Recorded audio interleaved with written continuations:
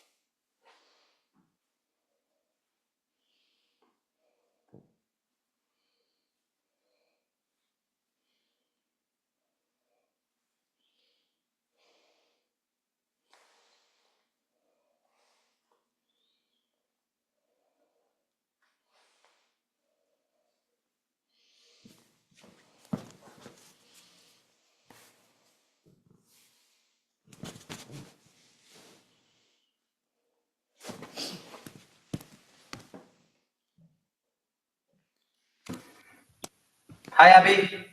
Hi, Mahesh. How are you? I'm good. How are you? I'm good. Yes. Do you hear me well? Yes. I look at you, your proper microphone. I know, right? I'm using the same setup as Joe Rogan. How are you? Without the reach. Yeah, without the reach. Not yet. Not yet. You like the book cover? Yes, it's good. It's Do you good. like it? Yeah, I think so. I just need to look at it again tomorrow. Mm-hmm. I like the one that's a little bit more. It's a little bit more serious with the non-cursive font, you know. So I think It is more serious. And it was the first one I looked at and thought, I actually took a screenshot of it to start with, and then went back and re-looked at them and went, oh, maybe that one. I don't know. Let's see what happens. Let's give it a couple of days, and then we can ask the community. And Mm-hmm. yeah, What are you doing with that mic, Mahesh? I know. I'm trying to get it. Oh God.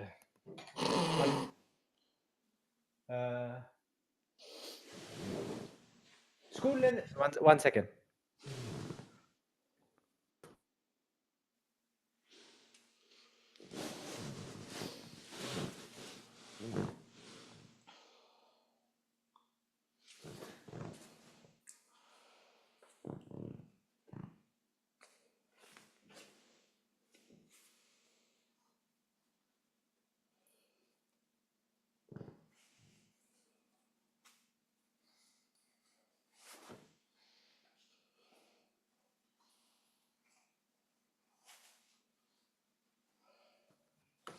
All right.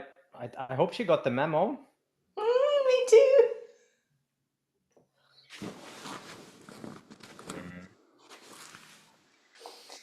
She'll know it says meeting in progress anyway, because when you click on Philippus, that's what it says. So. Right. That's what it says. Right. Meeting in progress.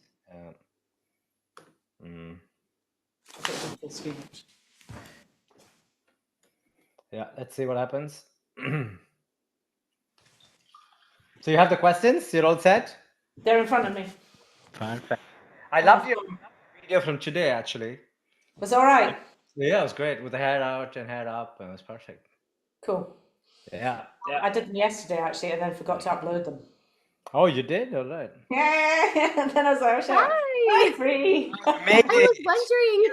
I Yeah. was like, what's going on? This is great. It's working now. Yeah. Yeah. I sent you the wrong link. Oh, okay. No worries. Perfect. We're here. Yeah. How are you? Yeah. It's great to see both of you. I I know. know. It's great to see you. It's great to Yeah. hear you talking to me. You too. There are two Yeah, people. a meeting of the minds. Crush on you, Brie here. Oh, thanks. Yeah. Thank you so much for doing this and for coming to speak to us as well, because we're just wanting to make sure we get to as many women as possible. Yeah. That's the journey I'm on That's anyway. the goal. Yeah. Yeah. As many women as possible. Mahesh, did you have Yeah. anything you wanted to start with? No, I just before we kick it off, just want to make sure we're all set. And Bree, do you have anything you want us to bring up during the next 45 minutes or so? Anything that you'd like to talk about more? No, I don't think so. There's nothing specific that I can think of. I did want to check in about the gift. I had forgotten that was a part of this, and so I just want to be sure that I'm offering the correct type of thing. So it's like an opt-in is what I have. Is that Yeah, that's what you're fine. want? That's Yeah. fine. Okay. Yeah, I was thinking You about doing my decide that actually, because what okay. we have, I mean, we have about 10 women of different coming at it from different angles. I think we're going to have 15 speakers in total, and everybody has something to give, and everybody shares with their network. Okay. So that's Perfect. the goal. And yeah, so I mean, anything that you think is useful from your point of view for your audience that typically enjoy. Okay, perfect. Yeah, I'll probably do my mind body challenge that's on my new website, briannegrogan.com. So Perfect. yeah. Is it fair to say, you've sort of shifted your direction a little bit, and Yeah. we love it, by the way. I mean, Thanks. we're getting a lot of people that talk about the new direction that you're going on. It's Oh, fantastic. good. Thank you. Yeah, I'm definitely shifting gears a little bit. And my vibrant stuff is still so important, my lift and overcome program and all of that. But I'm wanting to go deeper into the mind body work. Perfect. That's where it's all at for me. Oh, beautiful. And you've moved back to the US, right? Yeah, we've been here in Bend for actually 2.5 years now, or Wow. yeah. Yeah, it was just after lockdown, wasn't it? Yeah. It was Yeah. 2022. That was so 2 years, just over 2 years. Time is very strange. Time has been strange since COVID. Wouldn't you agree? Yeah, no, it's like there's 2 years missing out of I everybody's know. life. It's really weird. You go, oh, that was 5 years ago, and you go, no, it was actually 7. Right. It's so strange. What happened here? Weird time warp. Yeah. Yeah, but we're loving it in the States. We're building a house and a little treatment studio for me that will take a year, and it's terrifying and exciting and all the things. So yeah, putting down roots. Wonderful. Yeah, putting down roots. Perfect. Yeah, wonderful. Well done. Having your own space is amazing. It's been amazing for me. Like, it's been a massive change. Yeah. Perfect. Is that at your home, Abby? Yeah, this is my little studio. That's beautiful. And it's got big windows to this way, so when people are here, they can look out into nature. It's got trees and fields, and yeah, so it's really nice. Yeah. Before really this, it was my kitchen, Bree. So yeah, I can relate. I understand. I totally get it. Yeah. Me and Philip are going to Bali next week for 9 months with the kids. Oh, for 9 months. I know. Yeah. That's so exciting. Yeah. I know. We do a winter migration. We've been doing it for 4 years now, so it's our 5th year in a row. And this time we thought we'd do a longer stint and there we're going to take up a space, I think, and set up, because there's something beautiful about creating space. And although online is great and it's so much reach and accessibility and all that, there's something else about it. I think you should do a retreat there in Bali, and I think you should invite me and tell my husband that it's really important.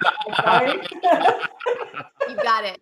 And me too. We'll both be guest speakers. Yeah, totally. Just like, God, fine. Yeah. How exciting. All right, Abby, so should we get started? Are you recording this Zoom, Abby? It's recording already, and then we'll just cut off the bit at the beginning, afterwards. So yeah. Perfect. So Bree, the setup is we'll introduce you, and then we'll kickstart with the story. And it's a free-flowing conversation. And if you want to take the conversation to a particular space, go ahead and do it. And the whole idea is that we're giving value to our listeners. We are teaching them, or you are teaching them. We are sort of, your curious investigators that are trying to get the best out of you. So take space, and then me and Abby will probably do an intro to this and an outro to this as part of the editing when we launch it for the event. We'll have to figure it out. But and then obviously we'll use the material from here to write your story of triumph, and we'll send that to you, and we'll get that before so you have it approved before we publish it. Okay, great. Yeah. Yeah, Cool. Yes, driving us hard. keeping us on track. Keeping, Yeah, I'm trying. I know. So, The whole time. so Brie, how should I introduce you? Should I introduce you more from a qualification point of view, or should I introduce you more in terms of the new direction you're going towards? Where do you want me to spend more time on?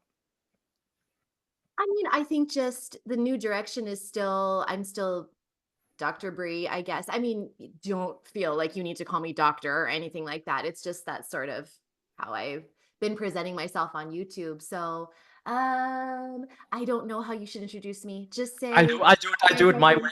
I'll do it yeah, my do it way. your way. And Do it your way. And I'm then good. Abby, I mean, wonderful. And then Abby, you take more space, and I'll jump in yeah, if I find something exciting. So, yeah. all right, sounds good. All right. Okay, cool. Okay, so we go live. 3, 2, 1, go. So today we have Dr. Brianne Grogan, or commonly known as Dr. Bree, a wonderful prominent figure in women's healthcare, especially in pelvic floor physical therapy. I'm fair to say both Philippa, who's my wife, the reason I'm doing this interview, and Abby, we both of them started their journeys by watching you, Bree. So you've been the true pioneer of talking about pelvic floor issues, talking about prolapse. Actually, I remember the day when Philippa found you. She was in tears because she was like, somebody's talking about the thing I'm going through. So you've really, shown us the way, or shown a lot of women the way. And from a formal point of view, you are you have a doctorate in physical therapy from Pacific University, right? You've worked with this subject for more than 15 years. You have more than 400,000 subscribers on your YouTube channel, called Dr. Bree's Vibrant Pelvic Health. You're going more towards the mind-body connection with pelvic floor and overall well-being, which we absolutely love here at Moonrise.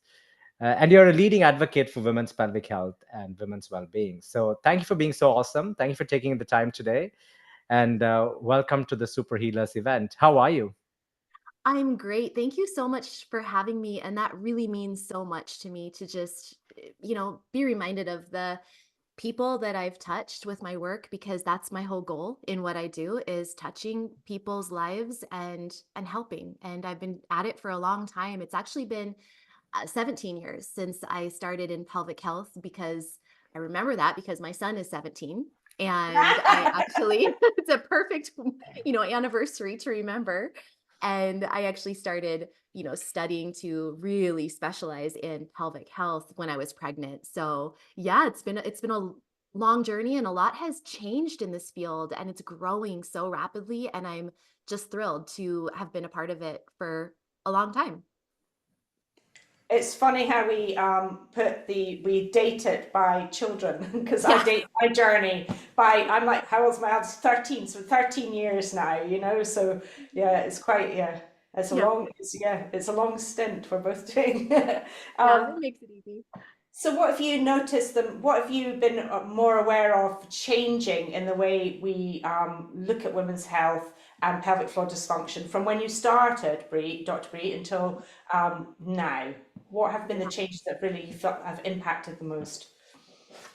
The changes that I have seen the most clearly for me and for my clients, and for me personally, have been the importance of really incorporating the mental and emotional work of pelvic health into pelvic health care, and really focusing on that mind body connection that, to me, it just seems so normal and like, well, everybody knows that's true. Yeah. But I think there's still a subset of people who think, well, I have prolapse or I have bladder leakage, so I just need to fix my pelvic floor by doing a couple of exercises.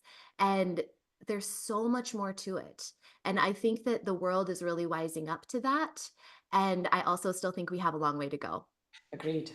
Mhm. Agreed. I just had a client the other day who was being given, she'd been given over 100 Kegels a day to do by her pelvic floor specialist, and that's, and she's wedded to that, and so yeah, there's still a long way to go with what we're looking at. So what have you found the most interesting about how to help women with their mind-body connection? For example, when it comes to things like stress and how stress affects the pelvic floor. I think that first of all, it's just knowledge is power, and helping people make that connection is a first step, is just really educating about the connection. That's helpful. The other thing is, I don't think it's helpful to tell people to just relax. Like, just relax. That is so stressful to hear, just relax, when we're Yeah. all wound up. All of us are. Like, in this day and age, we're all wound up. And of course, I mean, I try not to ever make blanket statements, and some people are not wound up, but I'd say the majority of people are overburdened, overpressured, overstimulated, and overstressed.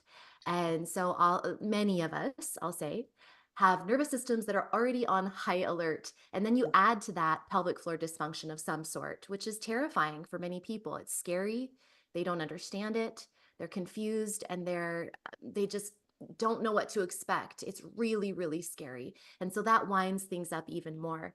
And so telling somebody to just relax, and I've been guilty of that. I've definitely like, oh, that's kind of been my messaging in the past, is we all just need to relax. Yeah. But that's actually really discouraging to hear, I think, for a lot of people. And so I've really gotten into various types of embodiment practices, somatic movement, ways of kind of tuning in and feeling those emotions of stress and overwhelm, and not just shoving them under the rug with just relax or do some deep breathing exercises. That doesn't really help anything. It's like we got to lean into those feelings of fear, those feelings of disappointment or anguish or grief or whatever it is. Learning to lean into those feelings and work with them rather than just telling the person to relax. Agreed. I've Mhm. been I've been finding this more and more with my women who come to me with pelvic floor dysfunction. I've been finding more and more that a lot of what their experience is based in trauma, but the trauma is then it's almost exacerbated by the fear of what's going on. They think their organs are falling out, and they think that if they move, their organs are going to fall out. So we're getting more and more tension in their bodies. So how are you going about uh, getting women to move more? Because I know that's a big thing for you, Dr. Bree. Yeah. I mean, one thing I love to share with people is, I mean, it's such a whole body approach. We really do need to look at many, many aspects. And so the first thing is getting people to move more, regarding that kind of train of thought of getting people to move more without fear, is telling them that first of all, there is hope, there is help. Like, you're going to be okay. Like, that's Yeah. the first step, is just remember, like, there's tools, there's help. Nothing's going to fall out of your body. Like, we have so many ways to manage this. And so I really think it is important to start with basic information about anatomy, Yeah. about how your posture, your alignment, naturally improving that naturally helps things stay in place better. Working with intra-abdominal pressure, proper breathing strategies, pressure management, these things that sound kind of overwhelming and scary, they're actually really not that hard. And teaching in a language that people hopefully understand and can utilize in their daily life just gives them some security that they're going to be okay. And then from there, that's when I ultimately will kind of bring in more of the mental and emotional work of pelvic health and how that is impacting their movement and their life as well. But kind of bringing it back to the more physical stuff, it's also Yeah. important just to have people not helping people break down their movements and their activities into things that they feel really safe with. So helping people break down and back off some of their more risky or challenging activities that they like to do into simpler steps that they can experience a win with. And yeah, I mean, really, I do like to address the physical first and helping people reduce that fear by breaking things down into smaller chunks and then teaching them some basic lifestyle management strategies. I found that too. So I have a lot of women who really love like high impact exercise, like they love CrossFit or they love running long distances or they love fell running. And it's getting them to really focus on, right, well, maybe fell running is not for you just now, but maybe we can work on first getting you continent walking and getting Yeah. the breathing right with walking, and then we're going to develop it from there. So taking them back to small baby steps and Yeah. no double unders, you know? Right. Right. Yeah. Yeah, I always say sometimes you have to slow down in order to speed up. Like you really Agreed. do have to take that step back so that you can move forward safely and again experience those little wins because that's going to give people the confidence to not be scared and to Mm, realize, Yeah. oh, actually I can't. There's so many ways to modify things. And mm. a lot of my work kind of intersecting with that mind body stuff as well is getting people to learn how to trust themselves and develop a relationship with their own body so they don't always have to be asking the so-called experts, all of us here on this call and anyone else they may be following, so they don't feel like they have to follow some expert opinion or advice on exactly how to move. Ultimately, they're going to get so intimate with their own body and have so much knowledge of their own body that they can then figure out their own ways to break down the activities into smaller pieces and their own ways to feel what posture feels right and what feels wrong Agreed. in their Yeah. body. Uh, Yeah.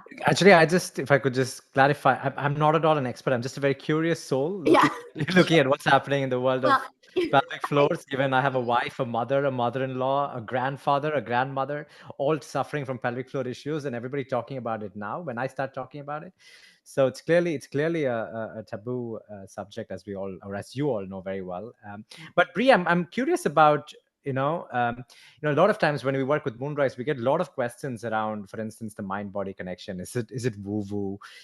Is there really actually an impact of working with that? Obviously, we're all on the converted side, so I'd like you to address a little bit on the for those that are on the fence there, that it's a physical problem that needs a physical solution. How do you talk about the whole body approach there? That's one. And two is, I'd love for you to talk about some myths that still exist around pelvic floors and healing in general, like what the body needs. So can you talk about those two a little bit for us? yeah, I mean, regarding maybe keep me on track and remind me Yeah. about myths. These are two topics I could probably talk about for like Forever. yeah. But regarding people who may be on the fence and kind of like, really, I don't know about this mind body connection thing. That seems a little woo woo. I get it. I totally understand. And I was there once too. I mean, I was trained in the medical system as a physical therapist. We were very much trained on the physical structural approach to pelvic health. Well, I was trained in the body and then I Yeah. specialized in pelvic health. So, but the emotional can become physical and the physical can become emotional. And so there's no way to separate the two. We are it's physically, literally, anatomically, our nervous system, our brain and our spinal cord and our nerves hook into our body. It's not just some floaty. Sometimes I think we can hear like mind body connection or like nervous system, and it can seem like this ethereal kind Abstract. of, It's an abstract yeah, concept. Yeah, yeah, abstract yeah, Well, they're concept. separate things, Or but yeah. they're then separate things, they're and not the it's not same. abstract. Yeah, I Yeah. blame it on the they're hooked school, together. yeah, it's like I blame it on the school. We've just been asked to disconnect ourselves from our brain and the body, and Yeah. it's like, Exactly. and yeah, yeah. It's bidirectional communication. Yeah. That nervous system, which literally is physical structure in our body, Mhm. it's not some airy fairy magic thing. Like it's actually in our body. And it is, starting with our brain and our spinal cord and our nerves, they impact our body, and then our body sends feedback to the nervous system. So it's always communicating two ways: brain to body, body to brain to body, body to brain. And so that mind body connection is happening all the time. And it's below so often what we're experiencing in our pelvic floor is completely below conscious awareness. It's not something we're making happen. It just happens because of that mind body connection. The way I always describe it is the nervous system is a servant of protection. It's always looking out for us. And so it's going to cause our body, and I'll just, say in this case, like our muscles, to react very quickly at tiny levels of tension that are really below conscious awareness to everything. Literally the dog barking in the neighbor's backyard that you're like, oh, what was that? And it kind of surprises you. It's not a threat. Like, we know that consciously, it's not going to come eat us, but still our body will tiny microsecond moment react. And some of the muscles that react first and strongest and hardest and loudest are our core muscles, including our pelvic floor. And so this adds up over time. And then you add to that, again, a pelvic floor issue, like let's just say prolapse. And so we have this constant threat that a perceived threat, I should say, Yeah. a perceived threat that our organs are going to fall out of our bodies. Not going to happen, not going to happen, but perceived threat. And so that's a constant slight fear. So you have the constant slight things of the world, small things of the world that are happening and causing our body to respond. And then you have the added threat of a prolapse, for example, and that's going to cause more micro levels of tension to develop in your body, particularly your pelvic floor. So the emotional and threats can become physical in our body. And then from there, when that tension builds up in our muscles, for example, we then have a physical issue that causes problems, pain, feelings of muscle tension that are uncomfortable, more symptoms, and then that is stressful and scary. And so that becomes emotional. And then the emotional again becomes physical, and the physical becomes emotional. So it's this cycle. Yeah, it becomes a feedback loop. A feedback loop. Yeah, it's a massive feedback loop for people. Yeah. And they get really, really caught in it. Mm-hmm. And trying to break that loop is what we're trying to look at with Moonrise as well, is looking at the whole body approach. Yeah. And what I've always looked at in the work that I've done is looking at not just the physical, but looking at the whole person in front of you as an individual as well. Yeah. Yeah. I'm going to keep you on track, Bri. What are the myths? What myths? Because otherwise I'll go off on a big one. Well, I mean, there's so many myths. So one myth, we've already kind of touched on it, but like, do more, do it harder. Like more is better. That's a huge myth. And I mean, that really translates to all sorts of things in this world. But since we're talking about pelvic health, of course, on this call, I think a lot of people have the myth of, well, if, I think a lot of us are kind of over the myth that like, oh, do more Kegels. Like if 3 Kegels or 5 Kegels. Not everyone. Yeah, I mean, some people still have that myth of like, more Kegels, do them all day long, and then you're going to get better. So I'm not anti-Kegel by any means, but there's so much more to the picture, and more is not better. So that's one myth, is that more is better regarding like Kegels. But even people who maybe do one of my programs, I have some various programs online, and they think, well, gosh, I'm going to do this exercise routine, and I'm going to do it 4 times today. I'm going to do breeze stretches 4 times today because that will mean that I'll get better. But even something like relaxing stretches, more is not better. First of all, it keeps your mind fixated and focused on your pelvic health issue. And that's a huge issue right there. The more fixated and obsessed and focused we become with our pelvic health, the more symptoms we're going to have. Again, that mind-body connection, that feedback loop that we were just talking about. Yeah. And not always. Again, I try to avoid blanket statements, but for many people, that's a dangerous place to be, is constantly working on your pelvic health. It's a matter of balancing that focus on what you can do, doing what you can do and being consistent, but then also releasing and remembering the good things that you have in your life, going out and living life. Agreed. I was just saying this to a whole group of women yesterday, that I don't want them to be doing hyperpressives 7 days a week. I want them to have at least one day where they go out and have coffee with a friend and don't think about their pelvic floor. Live your life. These are just tools. What you give, Dr. Bri, and what I give, and what Moonrise gives, are tools for people to use so they can live their life. Not so they can just focus on the tools, Right. Your life isn't about, you're not living for your pelvic floor. Yeah. You're working on your pelvic floor so you can go live your life. So it's, Exactly. and I know that can feel discouraging, and I'm not trying to minimize. I want to validate anyone who's struggling right now, but I think the more you have this inner trust with yourself and the fact that you can get through this, it helps you lean back a little bit rather than leaning forward and like working so hard at it. Because often it kicks us in the, I don't know, kicks us in our own butt when we do that. Access in the pelvic floor. No, but when you talk about, one of the common questions we get at Moonrise is, when can I expect results, right? Like Oh, people buy a yes. program. I can imagine the same in your ecosystem. They buy the Overcome program, for instance, or the Lift program, and it becomes unfair expectations in a very short period of time, right? And at the same time, if you combine what you both just said, which is go live your life and don't think too much about it. How should somebody that's starting their journey piece all this together? Because it can get a little complex to know how your journey is going to look like, right? And when to expect results, and what is symptom free. Can I go back to doing everything I used to do before I became a mom, or I've come into postpartum, or postmenopausal? How would you look upon that? Yeah, I mean, I think that's another myth, is that everybody's the same. Agreed. I think some people think that they kind of think, well, I can ask, I can ask Brie, when am I going to get results? And she's going to know. That is a Yeah. huge myth. I don't Yeah. know. I have no idea. And just like none of you would know about any particular person either. So that's a myth, is that some expert is going to know when you're going to get results, and that your results would be on the same timeline as anybody else's.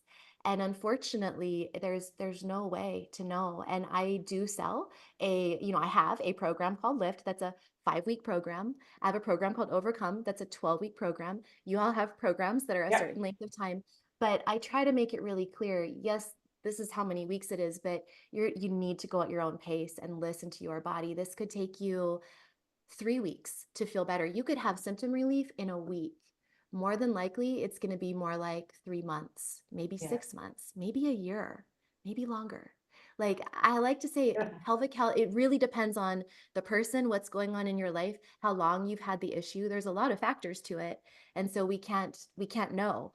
But the key is, the more pressure you put on yourself and the more expectations you put on yourself and your healing progress and your healing path, often that can really set you back. And so I think the more you can lighten up pressure, self-pressure, the more you can release expectations as much as possible, just hold it all very lightly. It really helps. It really, really helps. And don't compare yourself to anybody else. I always love to say that prolapse is an issue of too much pressure and not enough support.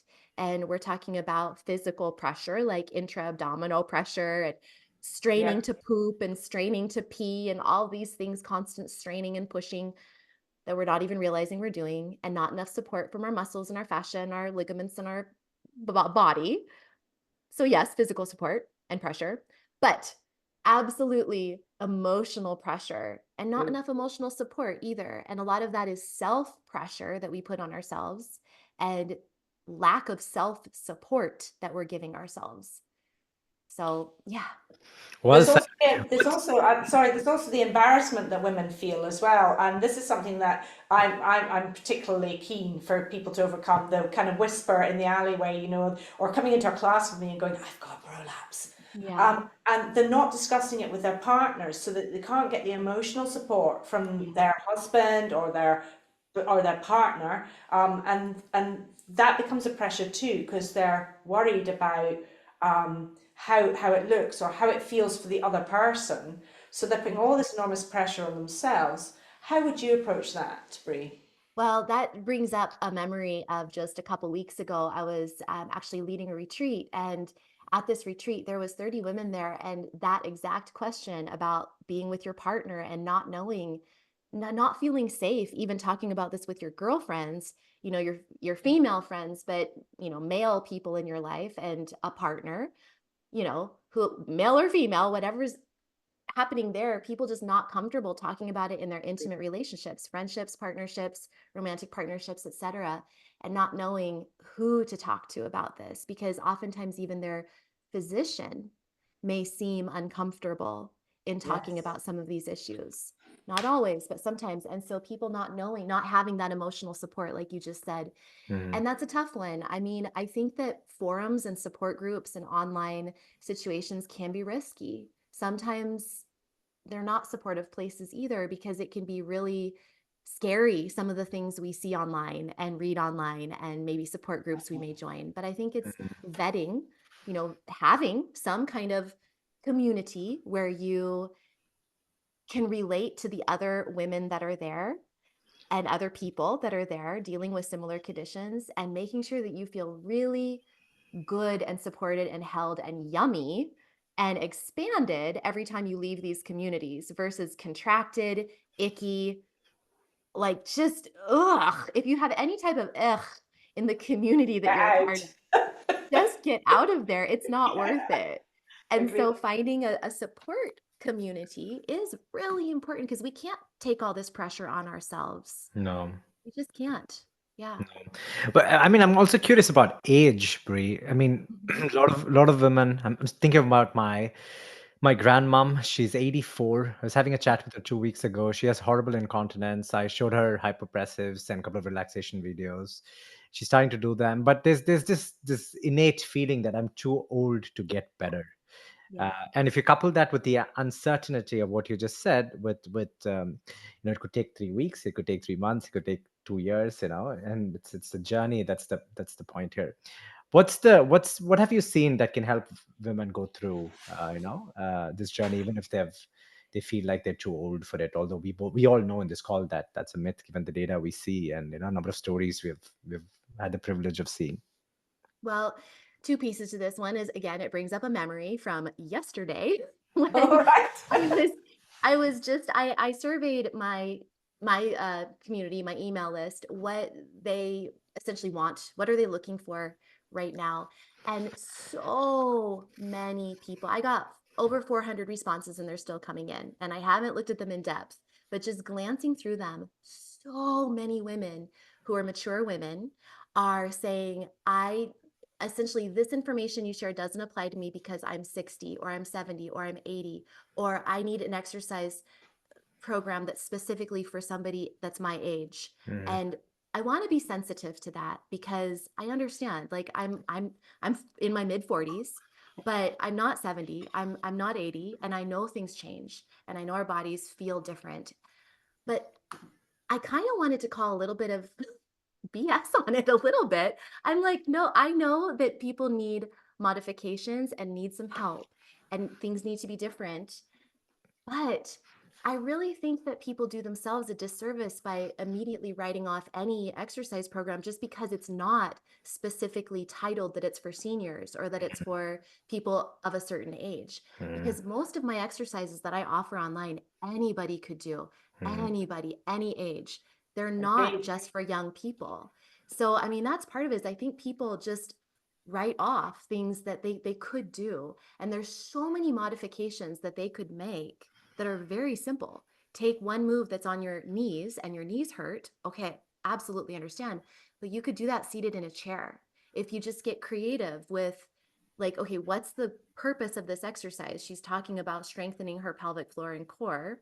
Well, I could do that seated in a chair. And it does take creativity, it does take guts, it takes courage, and it takes wisdom. And people who are in their 70s have all of those things I just All said. of it, yeah. They've been through life. They've got so much wisdom. They've got so much courage. They've made it. Like, they can figure out how to modify one move that doesn't work with their knees, or one. So I don't want to sound callous, but I just think people write themselves off too quickly. And one more quick thing that I want to say is, so much of helping your prolapse, your incontinence, etc., isn't even about exercise. It's about lifestyle, how you're living your life, how you're managing your pressure, how you're holding your posture, how you're breathing, and all of those things. You don't need to have a certain level of fitness or a certain level of body strength to do. It just takes learning, and anybody can do that at any age. No, I mean, great points. I totally agree. I've seen, and I think in our community, our average age is 63. Mhm. And we see a lot of stories. Abby, you have a lot of stories from your work with hyperpressives, and Brie, your Yep. YouTube comments have a lot. When I remember scanning through them, that it's very accessible. But there's one challenge, though, right? In that generation, there is very limited conversation about. I mean, it's obviously very true for this issue in general, but if you're about 60, it's even more uncommon that people talk about it. Yeah. So what is needed Yeah. there to break that cycle? Obviously, the work that you do, the work that Abby does, obviously helps. But what do we need to get role models from the 60 plus, 70 plus category, where they start talking about it, bring the community where they feel uplifted and empowered, they feel it's common but not normal. What do you think is missing so that people feel that they can too? Well, there is a lot missing. And yes, I mean, none of us grew up with this information in schools, Nope. and still to this day we don't. And so unfortunately it's still going to be an issue when people of my age, when I'm 60, when people who are now 20 are 60, it may still be an issue because we're not talking about this with our kids and our families from a young age. But I do think that is changing. And so even the fact that, I know, Mahesh, you said you're not an expert in that, this isn't what you went to school for or trained under, but you are an expert in that you live with it. And I believe in people owning their own expertise. I mean, everybody's an experiment of one, and lived experience is just as important as any research study or article or Great. DPT or degree. It doesn't matter. Mm, Like, you are an expert, and your wife, everyone in your family is becoming more of an expert because you talk about it. And mm, so, I mean, my whole thing is just, I don't have the answer here, but I think the more we talk about it, the more we normalize the conversation, it's going to help people of all ages. And I perhaps agree. people in their 60s, in their 70s, can see themselves as the wisdom keepers that they are, and can actually feel like, actually, this is part of my, if they choose to take this on, this is part of my duty, and something I can do to help the next generation is to share what I've been through with Mm, my daughter, with my mm, niece, with my friends, whatever, to really help not only themselves feel more comfortable talking about this and normalizing it, because it's so common. This is mm, so, It so is. common. It's so Yeah. common. And But it's it's so common. It's not. so common. It's so common because people um, aren't learning how to manage pressure, aren't learning how to look at their posture, and aren't learning that the tiger in the room constantly is also a contributing factor. I find within our community in Moonrise that it is the older generation now that is getting really fired up. They're starting Yeah. to and they're starting to research and go to Human Garage and do all these things that, and it's really exciting for me to see that it's them that are kind of going enough. I Well, think because that's, they care, and they care, yeah, and they have the hearts for their families. They have the hearts for their granddaughters and their yeah, daughters, and I've seen that too. And I love that. I'm like, I yes, know, actually get a little mad, a little I righteous rage know, would be good here. We don't I need to know, stay in the righteous, stay in the rage, but a little bit of righteous rage can be really helpful at making changes, yeah. mm. because changes are slowly happening. They are. What kind of So, changes do you see? Do you see it as from a systemic point of view, or do you see well, it more sort of bottom up, organic, like the work you bot do? Yeah, definitely bottom up Yeah, organic. I think yeah. yeah. unfortunately it may be a while before we see, systematic changes Mm. in the medical system that are going to be impactful, but slowly but surely. And why do you think that's the case, Brie? Is it because the medical system is overwhelmed already, or is it because there's limited money to be made with natural treatments and exercises like you do, that there's no incentive for somebody to drive the conversation from a capitalistic point of view? Are those the two main Everything you reasons? just said, Yeah, everything you just said. Yes. And I think I just women answered my own question there. yeah, you just Yes, you answered your own totally question. did. It was perfect. I would just add that it's, women have been understudied and undervalued, I'm going to say, in the medical system. Women are hard to study. We're challenging to study. Mm, We have a lot of reasons that it's hard mm, to mm, study females. But at the same time, that has really, because the medical system is so focused on evidence-based practice, that's a good thing. We like research, we like evidence, mm, but it makes it hard when there's not a lot of studies on women. And so mm, then it's this cycle again. Life is cycles, isn't it? And it's kind of a cycle of then underfunding women's health initiatives and women's issues, because mm, there's not a lot of research, and we don't have proof that we even need it, even though we do know. But it's a problem. It's a problem because of underfunds understudied population. And I did read, I think I'm going to get the numbers wrong, so I shouldn't even say this, but I do want to briefly say that it's like the funding, the National Institutes of Health in the United States are funding for women's health is pitifully small.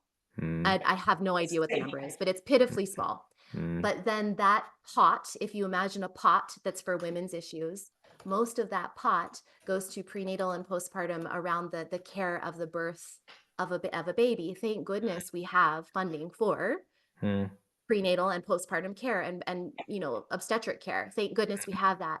But out of that pot of funding, most of it goes to that time period.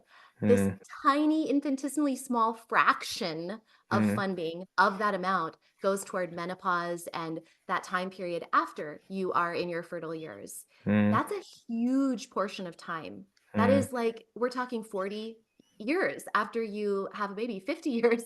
And that is not, there's no research on that time period. And it's just such a shame. That's one thing that really needs to change, is more research and funding for that time period after you have a baby. And it's, some people never choose to have a baby, or it doesn't work for them to have a baby. So there's more to a woman's life and value than her reproduction.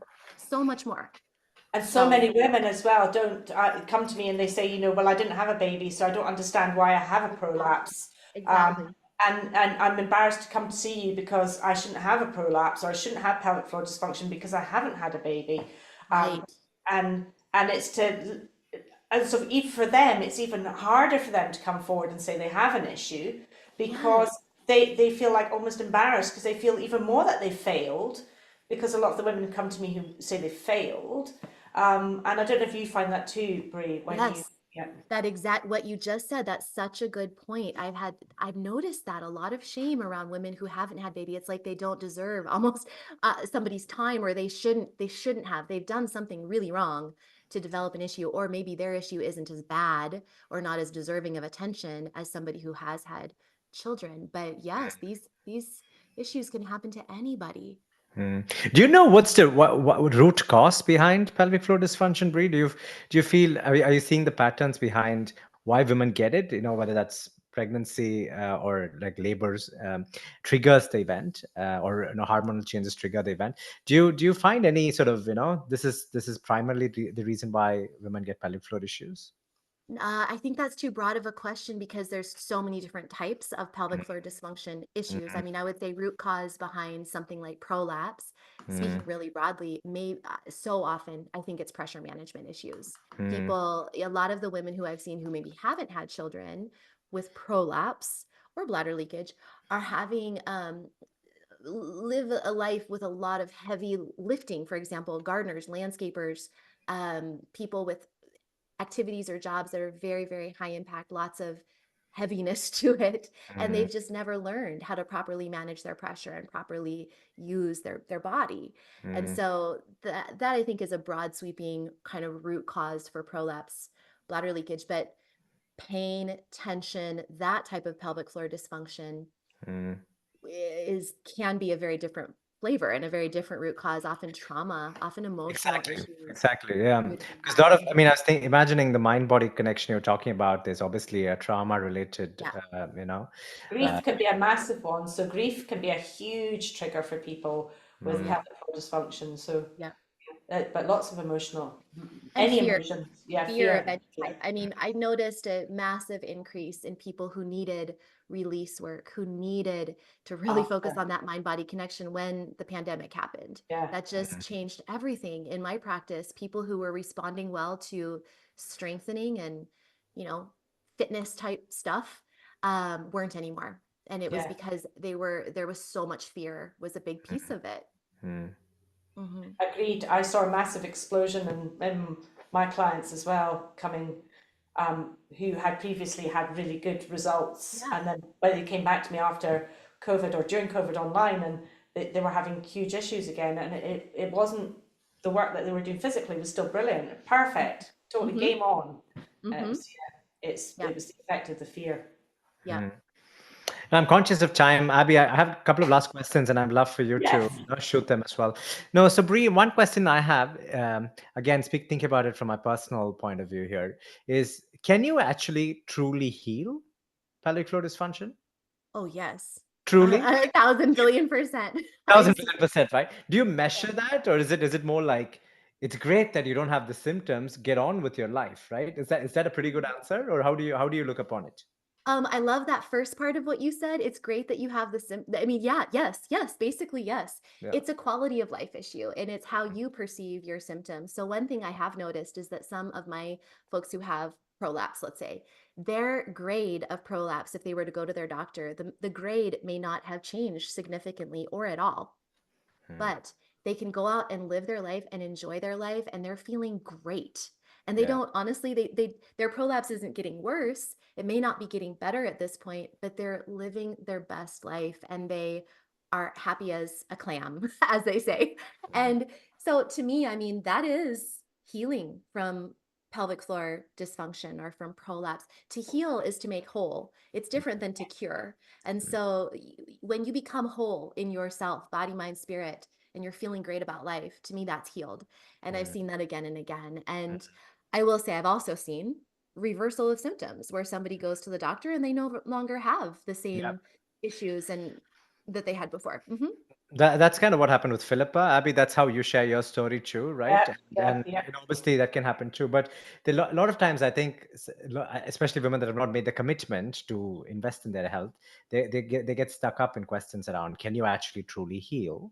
And what does that mean? Is it like a doctor giving you a certificate that you're But that's fear again, isn't it? That's Yeah. a fear that Anxiety. if I commit to this and it doesn't work, then where will that leave me? Then I'm a real failure. So it's a fear thing again with women.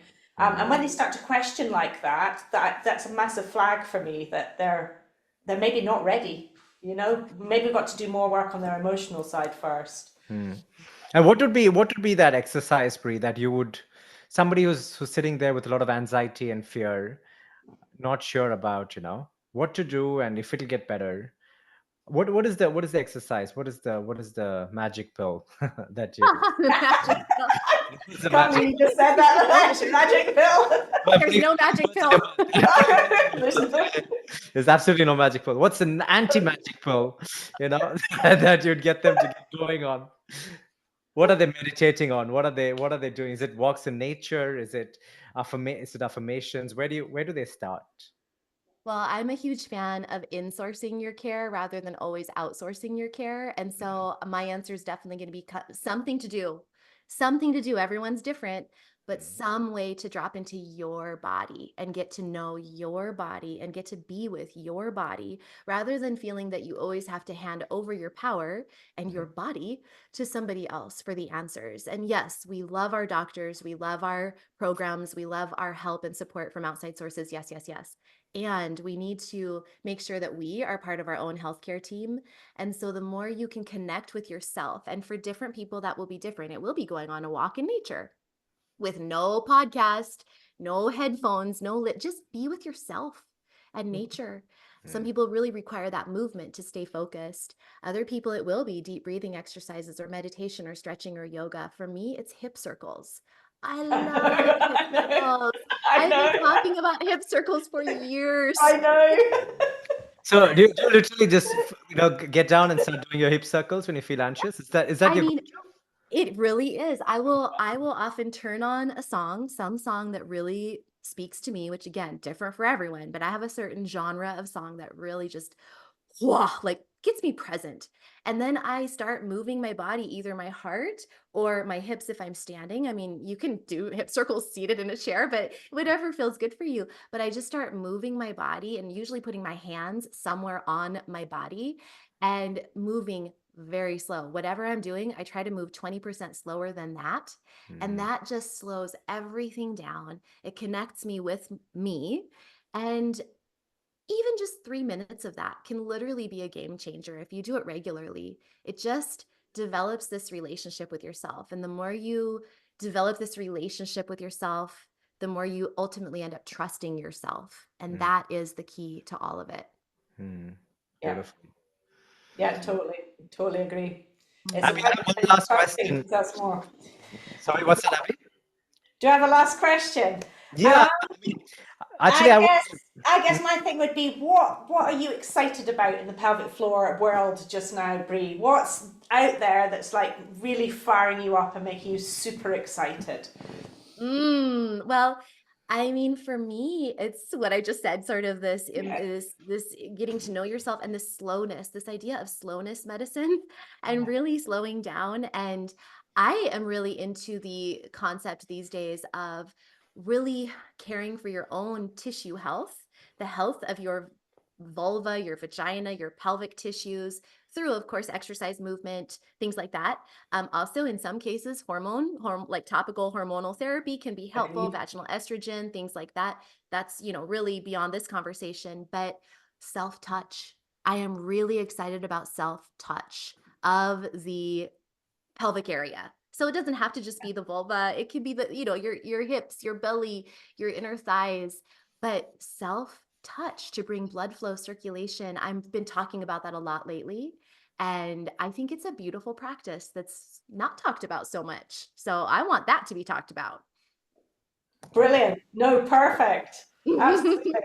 Yeah. And for lots of women, that's the bit that's missing, because I have clients who say, they say, oh, I feel like myself from up here, this is me, and down there, not me anymore. Right, So right. actually bringing the idea of touch and feel so that you can reconnect to that Yep, part of you yep.